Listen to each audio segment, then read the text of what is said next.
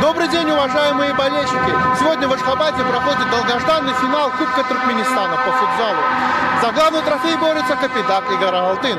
Встреча проходит в Туркменском государственном институте физкультуры и спорта. Команды уже встречались на стадии группового раунда, и тогда встреча завершилась результативно со счетом 4-4. Но сегодня одна из команд обязательно завоюет трофей. И вот они уже на паркете, судья дал свисток, и начался финал Кубка Туркменистана по футзалу.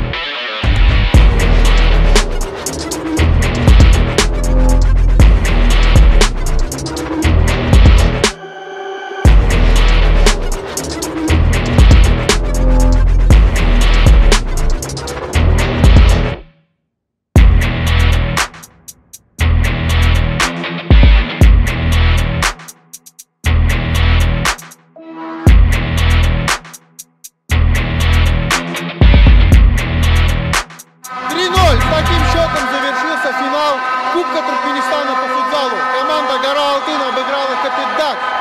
И что сказать, заслуженно, потому что контролировали на протяжении всего матча игру. В полуфинале Гора-Алтын обыграли действующего чемпиона Суперлиги Денисчи, в финале вице-чемпиона. И теперь команда становится обладателем кубка, поднимет медали, на что мы их поздравляем. За счет чего вам удалось победить, ну и эмоции от первого места? Да, само собой, это для нас был большой опыт, так как эта команда создана из студентов в основном, из молодых ребят и пару опытных ребят. Это для нас очень большой опыт.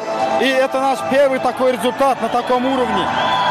Соперник был очень сильным. Почему? Потому что, вы знаете, он является уже многократным участником и финалистом, и чемпионом Туркменистана. Не только по кубку, но и чемпионата лиги по футзалу. Там много сборников игроков национальной сборной. Поэтому матч был очень сложным. Мы с ними в группе сыграли 4-4. Тоже был очень сложный матч. У них много было моментов, они нас смогли выиграть. Но эта игра, тем она интереснее, что соперник может и выиграть, и проиграть. Моменты всегда бывают у каждого. Но так получилось, что мы чуть-чуть побольше смогли использовать свои моменты. Только из-за этого такой результат, я считаю.